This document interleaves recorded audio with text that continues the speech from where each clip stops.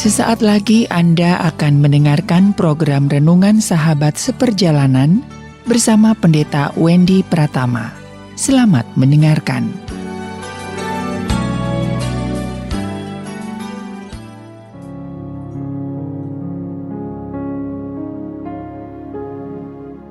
Selamat berjumpa kembali dalam layanan audio Sahabat Seperjalanan. Hari ini adalah hari Minggu 3 Maret 2024. Tema renungan saat teduh kita dengan judul Siapa Tamu Hidupmu.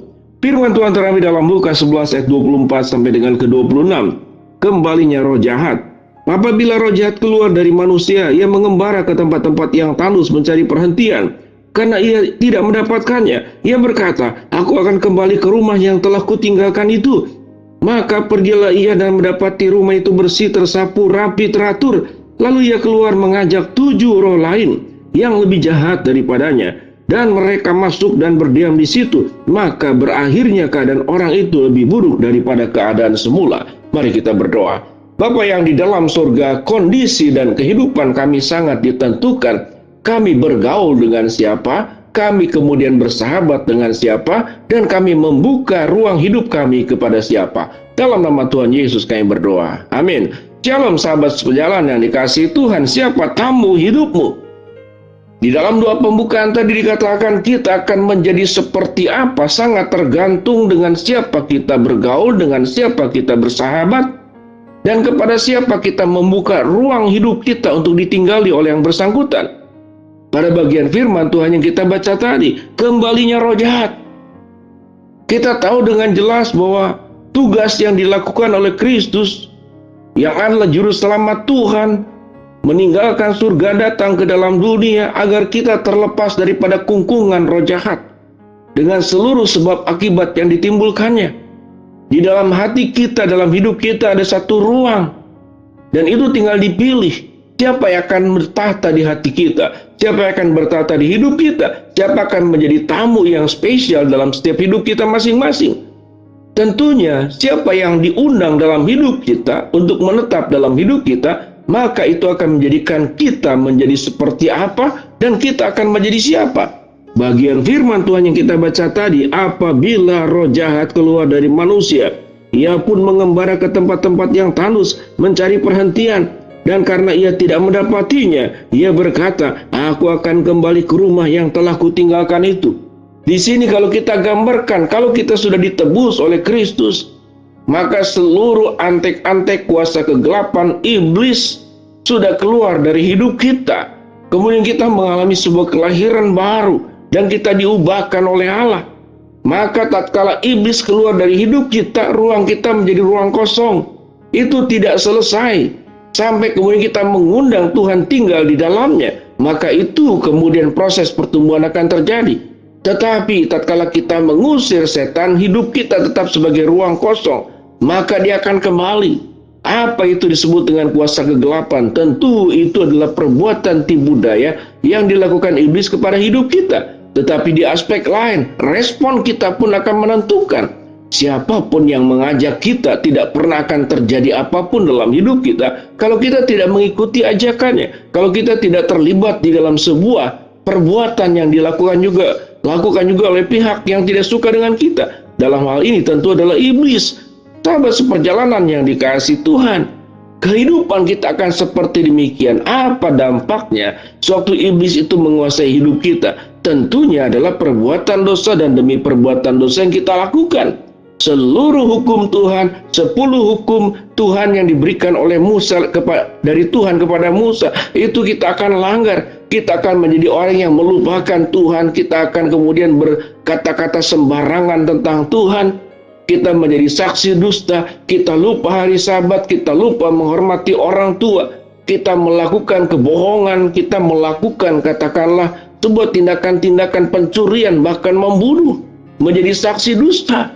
Maka itu adalah perbuatan-perbuatan yang menjadi paket tatkala seseorang bergaul, tatkala seseorang bersahabat, tatkala seseorang membuka ruang hidupnya kepada kuasa kegelapan. Tatkala ditemukan kosong, bersih, tersapu, artinya itu adalah sikap hati mengundang. Sewaktu kita ingin mengundang seseorang datang ke rumah kita, tentu kita akan bersihkan, rapikan. Itu bentuk undangan dan kesungguhan untuk menerima siapa yang akan datang dalam hidup kita. Sewaktu kita membuka ruang hidup kita dengan sungguh-sungguh kepada kegelapan, maka kegelapan dan roh jahat itu yang akan menjadi bertata. Kegelapan dan roh jahat itulah yang akan menjadi tuan dalam hidup kita. Tetapi sewaktu ruang hidup kita yang kosong, yang kita bersihkan, kita menyambut tamu kehidupan kita, yaitu Kristus yang tinggalkan surga, tidak hanya datang ke dalam dunia, tapi datang hidup di hatimu, tinggal di hatimu, bertata di hati setiap sahabat seperjalanan. Maka dalam proses itulah kita sedang mengundang sebuah tamu kehidupan, Sang Juru Selamat. Alkitab mencatat, lalu ia keluar dan mengajak 7 roh lain yang lebih jahat daripadanya, dan mereka masuk ke dan berdiam di situ. Sahabat seperjalanan yang dikasihi Tuhan, iblis itu tatkala kemudian sudah menggoda kita itu mirip seperti orang yang kecanduan narkoba. Waktu awalnya mungkin cuma sekian gram, saya tidak tahu karena saya tidak mengerti. Tetapi tatkala kemudian itu pintu pertama dibuka untuk iblis, maka firman Tuhan berkata, iblis akan mengajak 7 roh lain yang lebih jahat daripadanya masuk ke dalam kehidupan orang tersebut. Bukankah orang yang sudah berbuat dosa dan membuka dirinya kepada iblis, makin hari dia makin buruk, sama seperti ketergantungan narkoba, ketergantungan zat adiktif. Kita tidak bisa melepaskannya, semakin melepaskannya seperti orang yang bergerak di dalam lumpur. Semakin dia bergerak, dia semakin tenggelam. Itulah contoh sewaktu orang bersahabat dengan iblis, bergaul dengan iblis, membuka ruang hidupnya sepenuh-penuhnya untuk iblis. Maka dia akan bawa 7 roh jahat lainnya yang lebih jahat dari dirinya untuk bertata di dalam hidup setiap sahabat seperjalanan. Apa yang harus kita lakukan sahabat seperjalanan?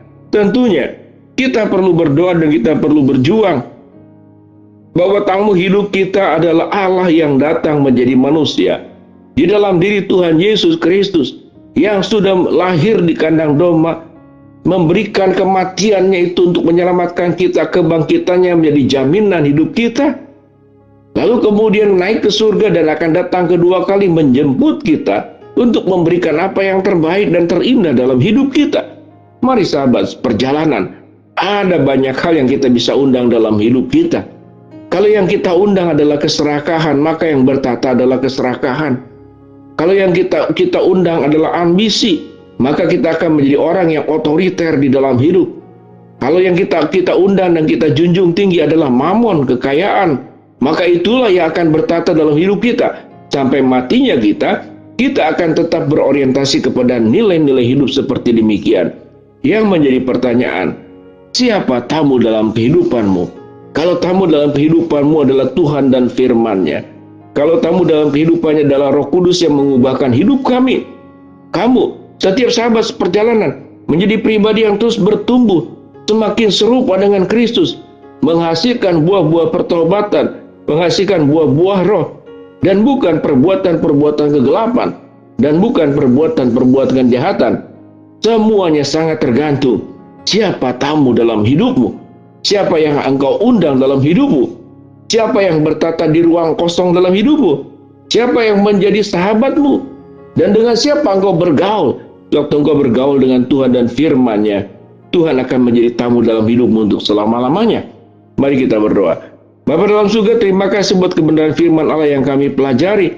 Hamba-Mu berdoa buat sahabat seperjalanan yang sedang sakit, Tuhan jamah sembuhkan. Sahabat seperjalanan yang sedang menghadapi masalah, Tuhan bukakan jalan. Sahabat seperjalanan yang sedang berdoa mengharapkan sesuatu, Tuhan kabulkan dengan cara dan waktunya Tuhan. Dalam nama Tuhan Yesus kami berdoa, amin. Dalam sahabat seperjalanan, ada sebuah pertanyaan, siapa tamu dalam hidupmu? Katakan, Tuhan dan firman-Nya menjadi tamu dalam hidupku untuk selama-lamanya, amin.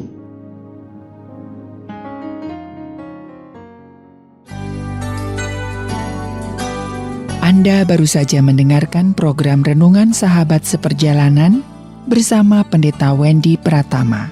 Terima kasih atas perhatian Anda. Tuhan Yesus memberkati.